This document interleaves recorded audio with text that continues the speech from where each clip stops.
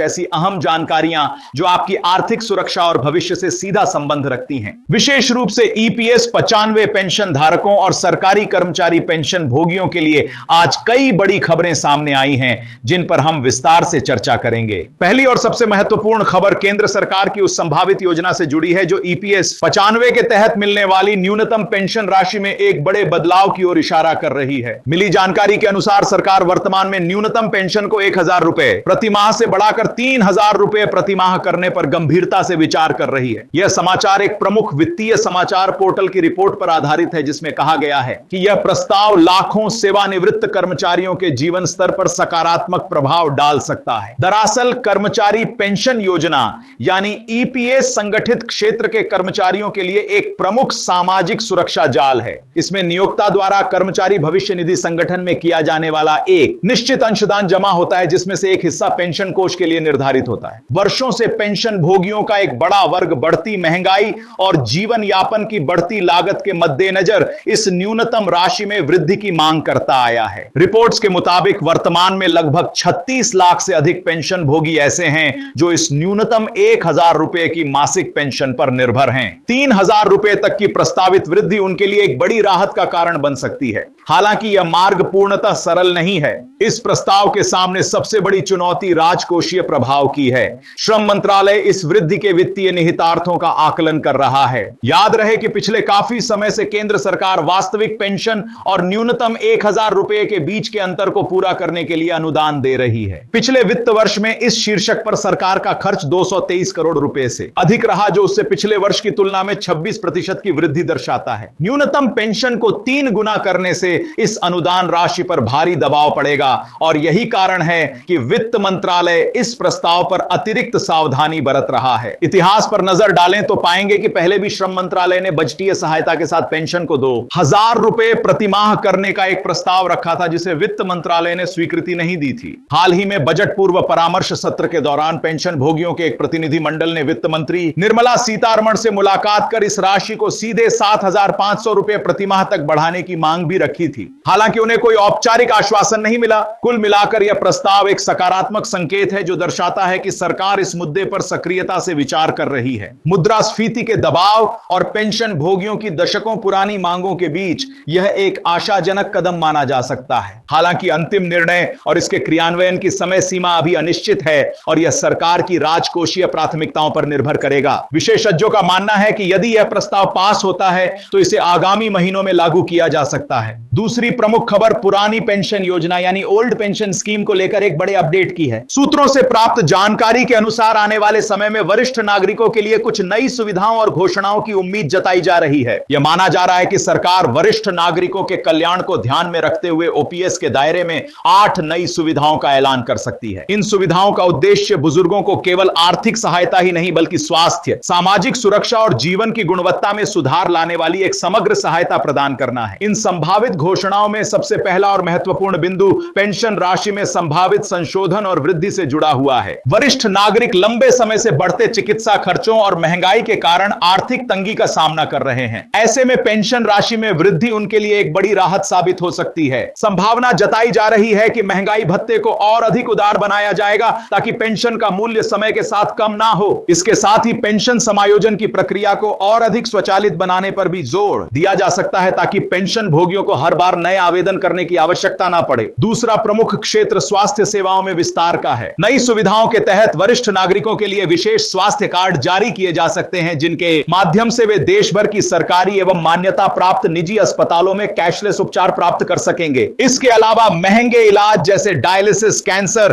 Therapy, हृदय रोगों के उपचार और नियमित दवाइयों पर विशेष सब्सिडी या छूट की व्यवस्था भी की जा सकती है। घर बैठे चिकित्सकीय परामर्श, होम नर्सिंग सुविधा और नियमित हेल्थ चेकअप को भी इन सेवाओं में शामिल किया जाना प्रस्तावित है। तीसरा बड़ा बदलाव डिजिटल सुविधाओं के विस्तार के रूप में सामने आ सकता है। डिजिटल इंडिया के विजन को आगे बढ़ाते हुए सरकार पेंशन से जुड़ी सभी सेवाओं को ऑनलाइन और मोबाइल फ्रेंडली बनाने पर जोर दे सकती है। इसमें जीवन प्रमाण पत्र यानी लाइफ सर्टिफिकेट का डिजिटल सबमिशन, आधार आधारित फेस रिकॉग्निशन तकनीक का उपयोग, पेंशन स्टेटस की रियल टाइम ट्रैकिंग और घर बैठे ही सभी दस्तावेजों के सत्यापन की सुविधा शामिल हो सकती है। इससे बुजुर्गों को बार बार बैंक या सरकारी दफ्तरों के चक्कर नहीं काटने पड़ेंगे। चौथा महत्वपूर्ण पहलू यात्रा रियायतों में सुधार से संबंधित है। वरिष्ठ नागरिकों की यात्रा को सुगम और किफायती बनाने के लिए रेलवे बस और मेट्रो सेवाओं में अतिरिक्त छूट दी जा सकती है। इसके अतिरिक्त प्रमुख रेलवे स्टेशनों, बस अड्डों और हवाई अड्डों पर उनके लिए विशेष सहायता काउंटर, प्राथमिक कतारें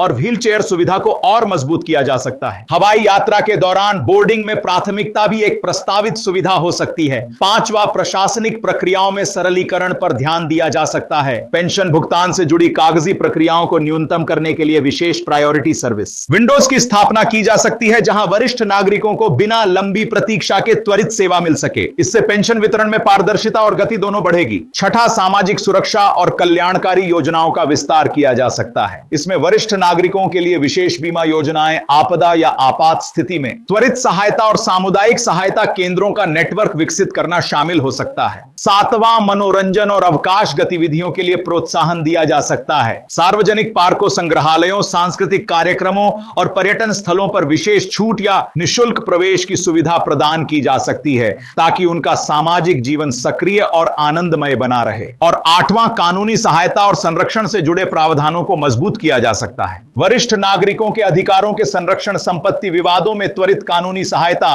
और उनके खिलाफ होने वाले अपराधों की रोकथाम के लिए विशेष हेल्पलाइन और सेल स्थापित किए जा सकते हैं। ये सभी संभावित बदलाव इस बात के संकेत हैं कि सरकार वरिष्ठ नागरिकों को एक सम्मानजनक, सुरक्षित और स्वावलंबी जीवन प्रदान करने की दिशा में गंभीर प्रयास कर रही है। यदि इनमें से अधिकांश प्रस्ताव लागू होते हैं तो इससे देश के करोड़ों बुजुर्गों के जीवन में एक नई सुखद बहार आ सकती है। तीसरी प्रमुख खबर पेंशन बढ़ोतरी की मांग को लेकर होने वाले आंदोलन से जुड़ी है। आपको याद होगा कि न्यूनतम पेंशन बढ़ाने की मांग को लेकर गठित कोश्यारी समिति की सिफारिशें लगभग एक दशक से लंबित पड़ी हैं। पेंशनर्स के संगठनों का कहना है कि इस लंबे अरसे तक प्रतीक्षा और सरकारी उदासीनता के बाद अब वे एक बड़े और निर्णायक आंदोलन की तैयारी कर रहे हैं। सूत्रों से मिली खबर है कि यह उनका 40वां बड़ा आंदोलन हो सकता है। इस आंदोलन का उद्देश्य सरकार का ध्यान पेंशन भोगियों की समस्याओं की ओर खींचना और कोश्यारी समिति की सिफारिशों को तुरंत लागू करने के लिए दबाव बनाना है। आंदोलनकारियों की मांग है कि न्यूनतम पेंशन को न केवल 1000 रुपए से 3000 रुपए किया जाए, बल्कि इसे और बढ़ाकर जीवन यापन की वास्तविक लागत के अनुरूप एक यथार्थपरक स्तर पर लाया जाए। वे इस बात पर जोर देते हैं कि महंगाई दर के साथ पेंशन की समीक्षा स्वचालित होनी चाहिए। इस आंदोलन में देश भर के विभिन्न पेंशनर्स एसोसिएशन एकजुट होकर भाग ले सकते हैं। प्रदर्शन, धरना प्रदर्शन, ज्ञापन सौंपना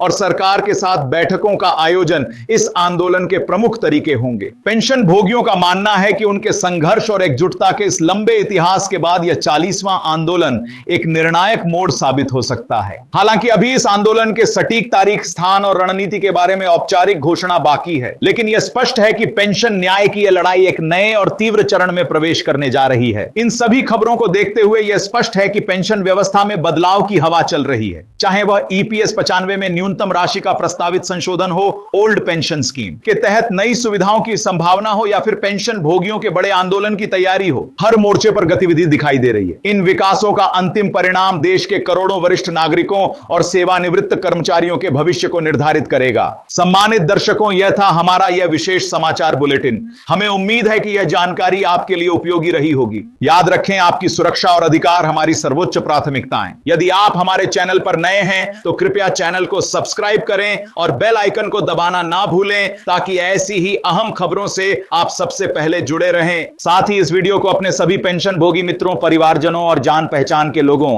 के साथ अवश्य साझा करें, ताकि वे भी इन संभावित बदलावों के बारे में समय रहते अवगत हो सकें। हम आपसे अगली बार फिर मिलेंगे नई और ताजा जानकारियों के साथ। धन्यवाद।